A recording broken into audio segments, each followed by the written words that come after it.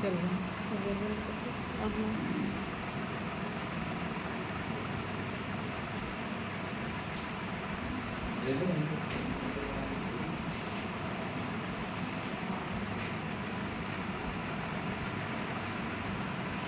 ये पेन थोड़ी देर के लिए बंद करना है। बंद करवा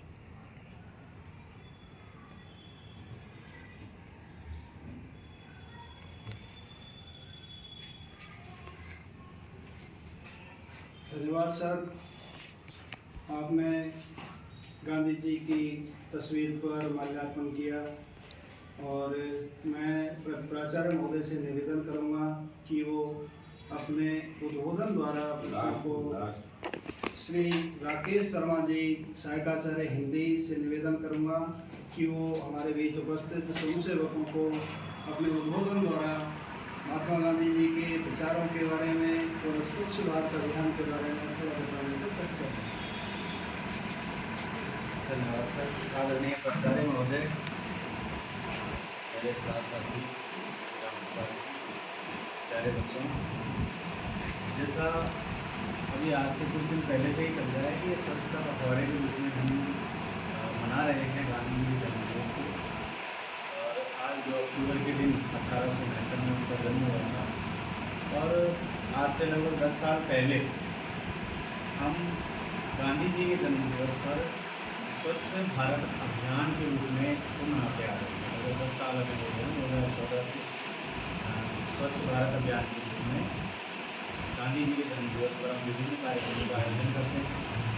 जैसा सर अभी मैं देख रहा था कि सर आपको NSS के फॉर्म दे रहे थे, उसमें कुछ बच्चे आनाकानी कर रहे थे कि हमें नहीं भरना है, जबकि स्थिति ये होनी चाहिए कि NSS की हमारे पास एक यूनिट है, 100 बच्चे हैं, कॉलेज में 500-600 बच्चे, 500 प्लस तो रहते ही रहते हैं। तो होना तो ये चाहिए था कि फॉर्म ज़्यादा है और हम उनमें से सेलेक्ट करें, क्योंकि 100 से ज़्यादा तो ले ही नहीं सकते, है ना। तो आप सब में ये उत्साह होना चाहिए कि आप ये चाहें कि भाई मुझे NSS में भाग लेना है। राष्ट्रीय स्वयं सेवक संघ या राष्ट्रीय सेवा योजना, NSS की फुल फॉर्म है राष्ट्रीय सेवा योजना, नेशनल सर्विस स्कीम। तो इसमें जो भाग लेते हैं वो स्वयं सेवक कहलाते हैं। जैसे आप सभी जो NSS में जिनका रजिस्ट्रेशन हो चुका है वो आप स्वयं सेवक बन गए हैं, है ना। तो अब स्वयं सेवक का अर्थ ये है कि जो स्वयं से ही सेवा का भाव रखता हो, अर्थात जिसको कुछ भी सेवा के कार्य के लिए कहने की ज़रूरत नहीं पड़े, जो स्वयं आगे बढ़ करके और जो कुछ भी ऐसे कार्य हमें दिखें कि जैसे अब हम स्वच्छ भारत अभियान की बात करें तो कम से कम बहुत ज़्यादा नहीं तो जिस परिवेश में हम रहते हैं, हमारा कार्य क्षेत्र है या हमारा घर है, उसके आसपास स्वच्छता का हम ध्यान रखें, है ना।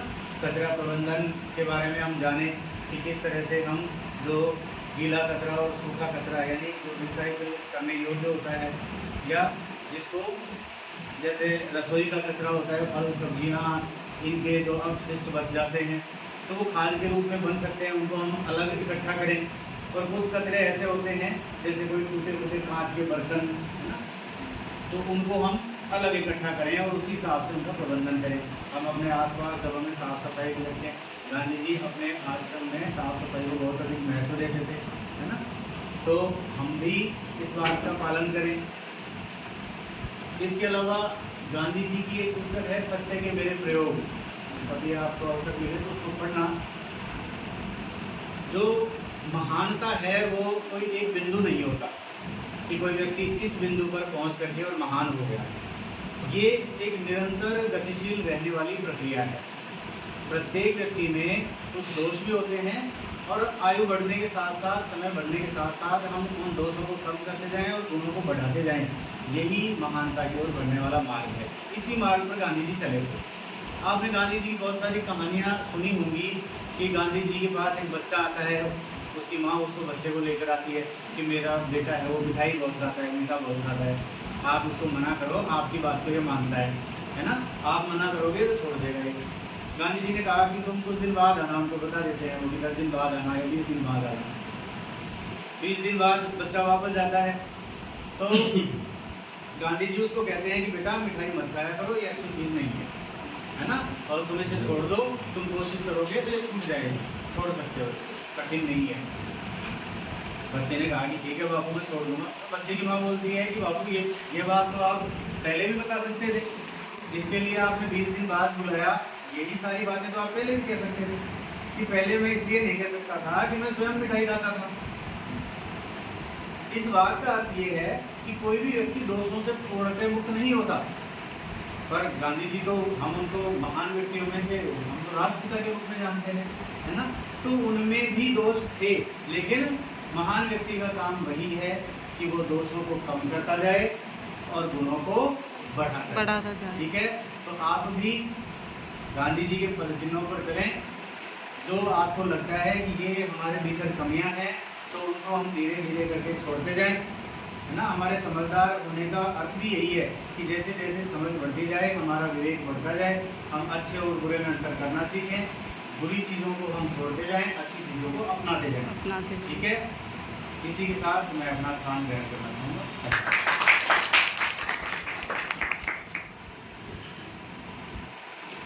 धन्यवाद राकेश सर, आपने बच्चों को बहुत ही कीमती बातें बताई। आपने ये समझाया बच्चों को कि गांधी जी बच्चों से भी उतना ही प्रेम करते थे, वो बच्चों के साथ बच्चों की तरह रहते थे, बड़ों के साथ बड़ों के हिसाब से बात करते थे, तभी तो ये अंतर्राष्ट्रीय स्तर का नेता बन पाए। उनके विचार आज भी लगभग सैकड़ों वर्ष बाद भी सम्माननीय है, पूजनीय है, यहाँ तक कि यूएनओ भी उनको मानता है, अंतर्राष्ट्रीय स्तर पर भी गांधी जी को माना जाता है। उनके विचार अमेरिका हो चाहे ब्रिटेन हो, एक बार विंस्टन चर्चिल जो ब्रिटेन के प्रधानमंत्री रहे थे, उन्होंने गांधी जी को अर्धनग्न फकीर की संज्ञा दी थी, अर्धनग्न फकीर कहा था, क्योंकि गांधी जी एक छोटी धोती में पूरे देश में घूमते थे, तो उन्होंने अर्धनग्न फकीर कहा गांधी जी को। और आज आप देखोगे उन्हीं विंस्टन चर्चिल महोदय के पास में गांधी जी की प्रतिमा स्थापित है ब्रिटेन के अंदर, जिन्होंने उनकी बुराई की थी, उनके बगल में ही उनकी प्रतिमा स्थापित है। मतलब विचार महत्वपूर्ण है, आदमी के समय लग सकता है, लेकिन आप आपके विचारों पर अड़िग रहें, आपके विचारों में सुंदरता है। विचार मतलब मन, वचन और कर्म तीनों स्तर पर ही सुंदरता जरूरी है, तभी स्वच्छता का सही मायने में आप अर्थ जान पाओगे। मतलब स्वच्छता तीनों स्तरों पर होनी चाहिए, मन, वचन और कर्म। आपसे कहें साहब यहाँ पे साफ सफाई कीजिए, आप कर तो लोगे साफ सफाई, लेकिन मन में ये रहेगा कि साहब हमसे साफ सफाई करवा ली, हमारा तो मन ही नहीं था, और हम करना ही नहीं चाह रहे थे, आपको ज़बरदस्ती ये काम करवाया, तो साफ सफाई का कोई मतलब नहीं है। मतलब मन, कर्म और वचन तीनों स्तर पर ही स्वच्छता जरूरी है। ये बात आती है ना। तो अभी सर ने जैसे बताया कि स्वयं सेवक बन गए हो आप, मतलब आपको अपनी इच्छा से ही काम करना है, किसी को बताने की जरूरत नहीं पड़े। कई बार हम आपसे कहते रहते हैं कि ये काम कीजिए, अभी फर्स्ट ईयर वाले बच्चे तो नए हैं, उनको तो बताने की जरूरत पड़ती है, लेकिन जो सेकंड ईयर में पहले से ही देख चुके हैं, उनको कहने की जरूरत ही नहीं पड़नी चाहिए। अगर आप ऐसा कहने की जरूरत पड़ रही है और सर को भी महसूस हुई है ये बात, तो कहीं ना कहीं आपकी गलती है। आगे से आप इसको सुधार कीजिए, जिससे कि प्राचार्य महोदय भी हमारा थोड़ा पढ़ाई करें, उनको लगे कि आप अच्छा काम कर रहे हैं, मुझे भी नहीं सुनना पड़े इनसे, तो आप ऐसा काम करेंगे, मैं आपसे उम्मीद रखता हूँ। बाकी आज के भारत दिवस, स्वच्छ भारत दिवस के अवसर पर हम इकट्ठा हुए हैं, बहुत अच्छा लग रहा है मुझे भी, और सर हमारे बीच में उपस्थित हैं। सर से मैं अनुरोध करूँगा कि 2 मिनट बच्चों को अपने अभिभाषण के माध्यम से कुछ नई जानकारी दें, जिससे वो अपने जीवन में उतार सकें और हमारा यहाँ इकट्ठा होने का आज का उद्देश्य पूरा हो सके।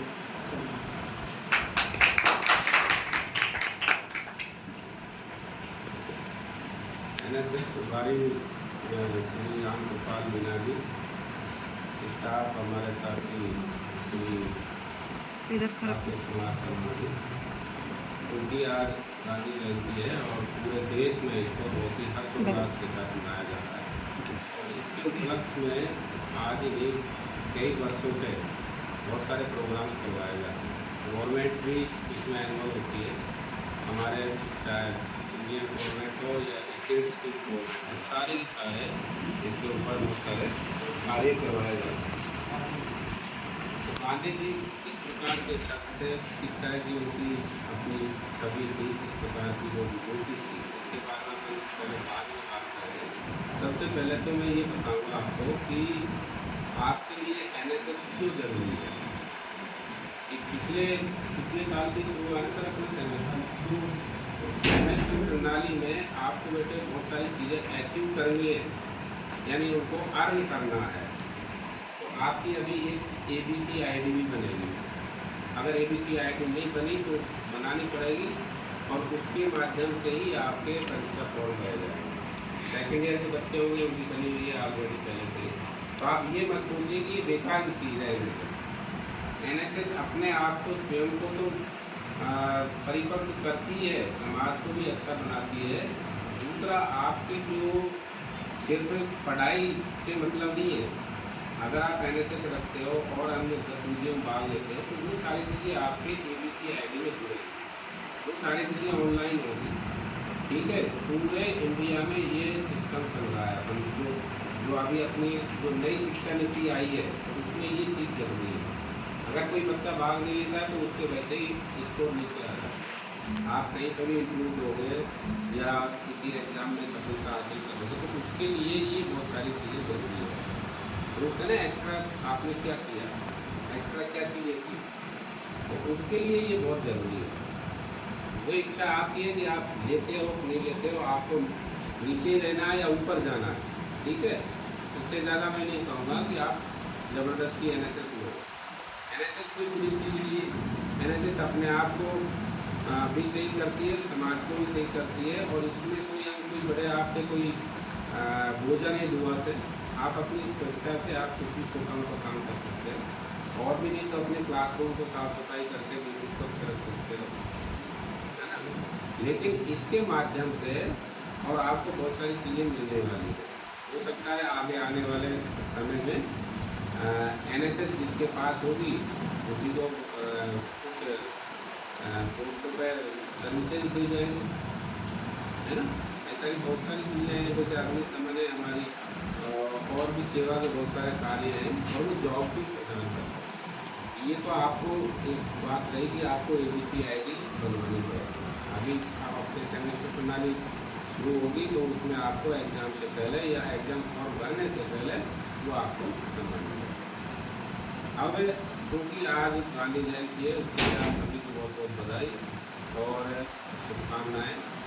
दूसरा, गांधी जी एक ऐसी शख्सियत थी कि उनको महात्मा हमारे पूरे उसका महात्मा कहा गया। वो इसलिए कि उनमें कुछ ऐसी चीज़ें थी जो पूरे देश को ही, हमारे देश को प्रभावित किया, उसके बाद पूरे वर्ल्ड को उन्होंने प्रभावित किया। ऐसा नहीं है कि वो कोई छोटी हस्ती थी, वो पूरे वर्ल्ड में अपने आप में उपस्थित थी।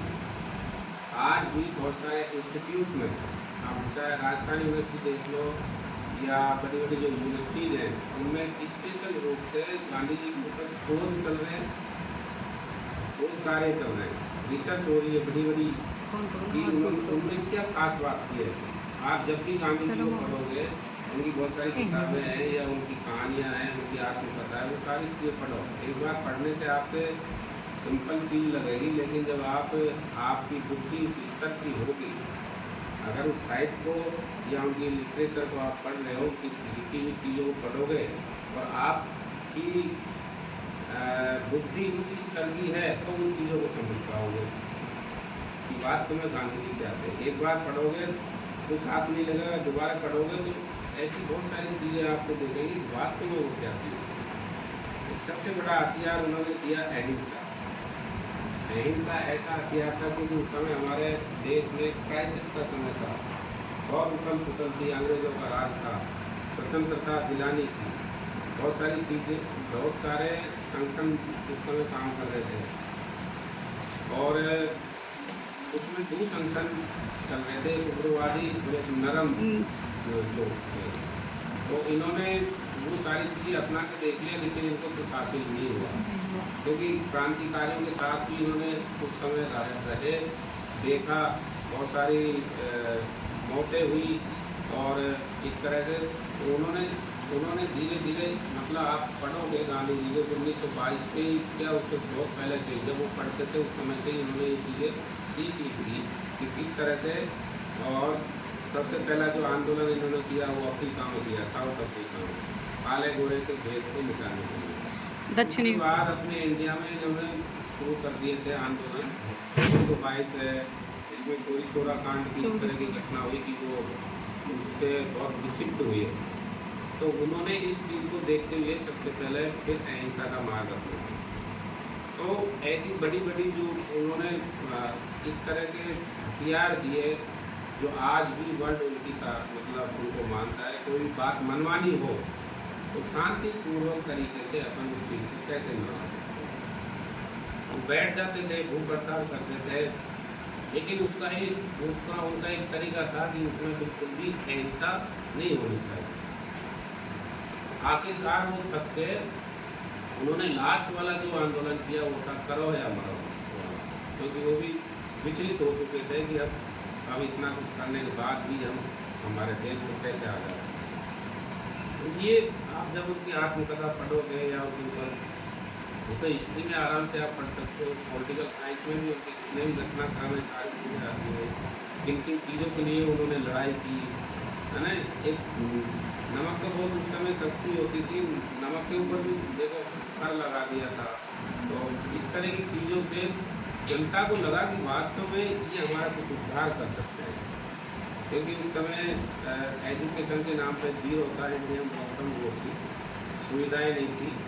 तो एजुकेशन भी वो ज़्यादा से ज़्यादा क्लर्क बना के छोड़ देते थे, जो अंग्रेज थे उनको क्लर्क चाहिए थे, वो ऐसी अच्छी पढ़ाई नहीं करवाते थे कि किसी को डॉक्टर बना दिया, किसी को और कुछ बना दिया।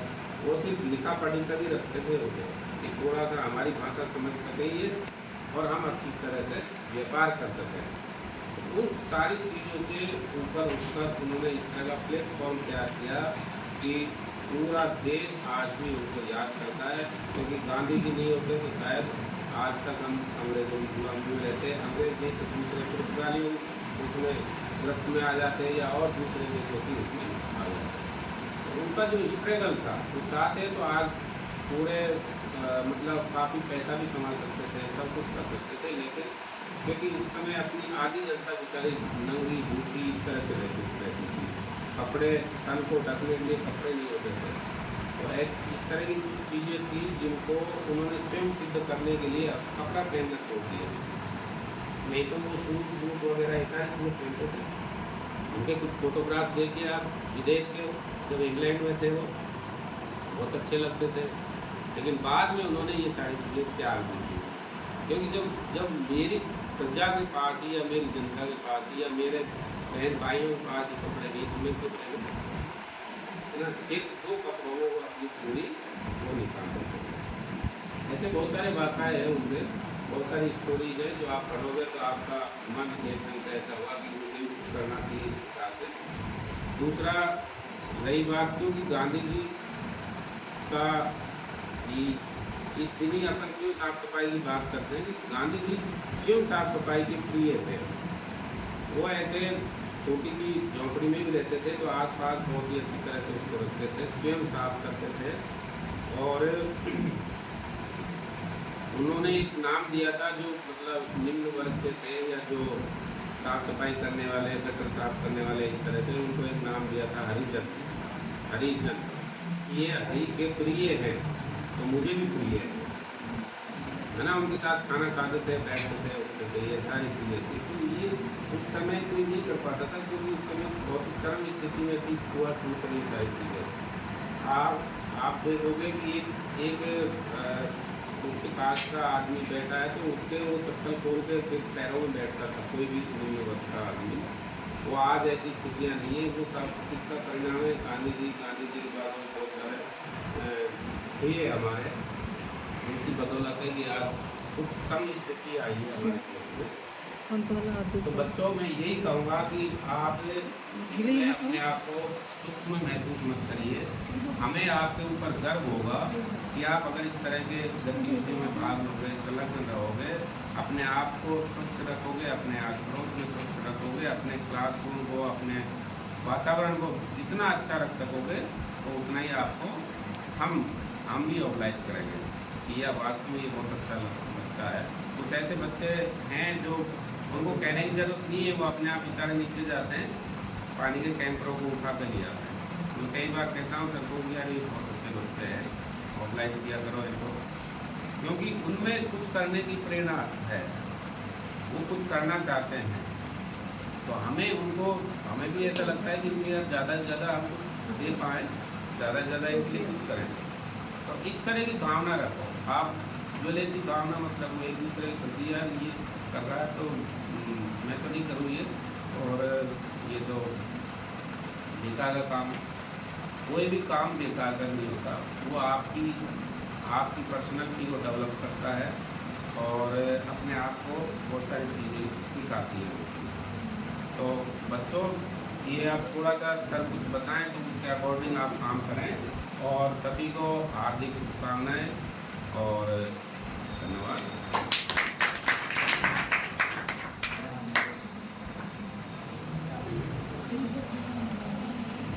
बहुत बहुत धन्यवाद प्राचार्य महोदय, आपने बहुत ही सुंदर शब्दों में विस्तृत रूप से बच्चों को ये समझाया कि गांधी जी के विचार किस तरह के थे, उन्होंने किस तरह वर्तमान में भी प्रासंगिक हैं, क्या प्रासंगिकता है उनके विचारों की, और उनकी वजह से ही आज हम आज़ाद हुए हैं। ये सभी बातें बच्चों को बताई, जिससे निश्चित रूप से बच्चे लाभान्वित होंगे और अपने विचारों में भी सुदृढ़ता लाएंगे।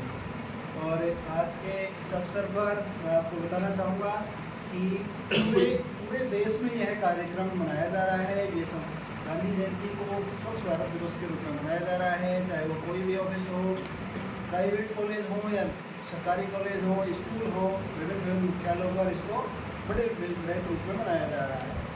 तो आप सभी को इससे सीखने की जरूरत है। और मैं ये कहना चाहूँगा आप लोगों को थोड़ी देर बाद में कुछ सफाई भी करनी है, जिससे हम लोग फोटो ले सकें, है ना।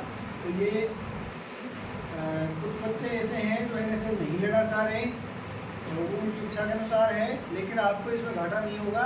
जैसे ही आप एमए में एडमिशन लेने जाओगे तो कम से कम 3% का फ़ायदा मिलना निश्चित है। 3% देंगे तब आपको याद आएगी कि उस दिन हम कॉलेज में NSS ले लेते तो आज हमारा एडमिशन आसानी से हो जाता। कई बच्चों पॉइंट से रह जाते हैं, तो 3% बड़ा काम आएगा आपको। 3% का BA फाइनल के कुछ बच्चे यहाँ पर उपस्थित हैं, उन्होंने अपने सर्टिफिकेट ले भी लिए हैं, मेरी उनसे बात हुई है। तो आप ऐसा नहीं सोचें कि साहब इसमें कुछ होना जाना नहीं है, हो सकता है कोई आपको बेकार रहा हो। और चलिए एक्सप्रेस इनकी ABC जो आईडी बनेगी ऑनलाइन, सर ने आपको बताया था, इसमें ऐसे होता रहेगा आपके। सर ने आपको बताया था कि ABC ID में जोड़ेंगे, इसके बाद ABC ID बनती है, एक यूनिक ID है प्रत्येक बच्चे की, जो यूनिवर्सिटी की वेबसाइट पर शो होगी। और यहाँ से आप जो जो गतिविधियाँ करोगे उनके नंबर बदल जाएंगे, एक्स्ट्रा करिकुलम एक्टिविटीज़ में शामिल रहेंगे, अतिरिक्त गतिविधियाँ, पढ़ाई के अलावा अतिरिक्त गतिविधियाँ क्या कर रहे हो उसमें शामिल रहेंगी। तो ये गतिविधियों के नंबर जोड़ेंगे। न्यू एजुकेशन पॉलिसी यानी कि नई शिक्षा नीति में ये स्पष्ट रूप से दर्शाया गया है, बच्चे कोई अदर एक्टिविटीज़ कर रहे हैं तो उनको अलग से मार्क्स दीजिए, आप उनकी उपस्थिति के या अदर एक्टिविटीज़ के नंबर दीजिए। पुरानी नीति में इसमें यही तो अंतर आया है, इसमें सेमेस्टर सिस्टम लागू हुआ है और दूसरा एक्स्ट्रा करिकुलम एक्टिविटीज़ जो अदर एक्टिविटीज़ हैं उनको शामिल किया गया है, इनमें जोर दिया गया है। तो वही इस प्रकार की एक्टिविटीज़ है, NSS भी अदर एक्टिविटीज़ में ही आ रही है। तो आप लोग इससे दूर नहीं भागें। और मुझे लगता है कुछ एक दो बच्चों को छोड़ करके लगभग सभी बच्चे इससे सहमत हैं, है ना। और क्योंकि साफ़ सफाई तो बहुत ज़रूरी है। हमारे घरों में भी आप देखो, कोई साफ़ सफाई करके बैठा है, चाहे पुराना टूटा फूटा घर है, लेकिन उसमें साफ़ सफाई करके बैठोगे आप तो अच्छा लगेगा। यदि आपको बहुत आलीशान बंगला है और उसमें आप साफ़ सफाई करके नहीं बैठे हो तो दूसरे क्यों बनाया है घर आपने, तो साफ़ सफाई नहीं होती। समझ रहे हो बात को। इसलिए साफ़ सफाई तो बहुत ज़रूरी है। और धीरे धीरे आप इस काम को करोगे, मन से करोगे ना, तो आपको खुद को ये आदत लग जाएगी कि साफ़ सफाई के बिना रहा ही नहीं जाएगा आपसे। देखा होगा आपने कई हॉस्पिटलों में डॉक्टर है, इंजीनियर है, डॉक्टर जो है ना सबसे ज़्यादा सफाई को पसंद करते हैं क्योंकि उनको पता है इस चीज़ का महत्व क्या है। इसको नहीं रखोगे तो बीमारियाँ फैलेंगी। तो आप तो विद्यार्थी हो, आप में से कुछ लोग आगे डॉक्टर भी बनेंगे, इंजीनियर भी बनेंगे, कुछ अन्य और जगहों पर जाएंगे। तो आप देश का गौरव हो, युवा हो आप लोग, समझे? तो आपको ये चीज़ सीखनी है। हमारा काम आपको समझाना है, मोटिवेट करना है कि आपको ये करना है आगे जाकर। गुरुओं का काम तो यही होता है, आपको मार्गदर्शन करना। तो हमारा काम ये करना है और आप आगे जा करके देश का भविष्य बनोगे निश्चित रूप से। इसलिए और अंतिम रूप से मैं इस कार्यक्रम के अंत में पुनः बधाई देता हूँ सभी विद्यार्थियों को। आप यहाँ उपस्थित हुए, बहुत अच्छा लगा। ठीक है, बहुत बहुत धन्यवाद। थोड़ा बहुत अभी सभी बच्चे एक बार पुनः सुन लें। आज के कार्यक्रम का समापन यही हो गया है, लेकिन और हम सफाई भी कर चुके हैं लगभग हमारे कैंपस की, है ना। वहाँ ड्यूटी ज़्यादा है तो हम आपसे ज़्यादा काम नहीं करवाएंगे। और एनएसएस में आप भी ध्यान रखो, आपको मजदूर नहीं बनाया जाता, आप स्वयंसेवक ही रहोगे, मजदूर नहीं बनाना है आपको। आप में हमारा उद्देश्य है कि आप में सुधार आवे, आप में सुधार आवे। हमारे देश के जो युवा है इस तरह से तैयार हों कि कभी भी इनकी ज़रूरत पड़े आप अपने आत्मा से ही काम करें, किसी के कहने की जरूरत नहीं पड़े। जरूर थोड़ी साफ सफाई हो, साफ सफाई के अलावा आप चेतना का कार्यक्रम रख सकते हो। जो ग्रामीण है या जो शहरी क्षेत्र है उनमें रैली निकाल करके आप किसी विषय पर जागरूक कर सकते हो लोगों को, चाहे वोट से संबंधित विषय हो या धूम्रपान का विषय हो या फिर लैंगिक भेद का विषय हो या फिर एंड्रॉयड के जो नुकसान है, एंड्रॉयड फ़ोन के जो नुकसान है उनके विषय में आप जागरूक कर सकते हो लोगों को। तो एनएसएस का दायरा सीमित नहीं है, बहुत ही विस्तृत दायरा है। आप लोग देखोगे ना, इसमें जुड़ोगे तो तरह तरह की एक्टिविटियाँ होती रहती है। इसमें आपकी खुद की पर्सनैलिटी में आप सुधार महसूस करोगे। विभिन्न प्रकार के कार्यक्रम, विभिन्न प्रकार की प्रतिस्पर्धाएँ इसमें करवाई जाएंगी, तो आपको बहुत कुछ सीखने को मिलेगा। और यहाँ से जैसे ही आप कॉलेज से एनएसएस से निकलोगे तो आप खुद को मोटिवेट महसूस करोगे, ऐसे गिरा हुआ महसूस नहीं करोगे, बहुत अच्छी फीलिंग आएगी आपके अंदर। आप में से कोई बच्चा कुछ बताना चाहे 2 मिनट के लिए तो बता सकता है। मैं आमंत्रित करता हूँ आपको।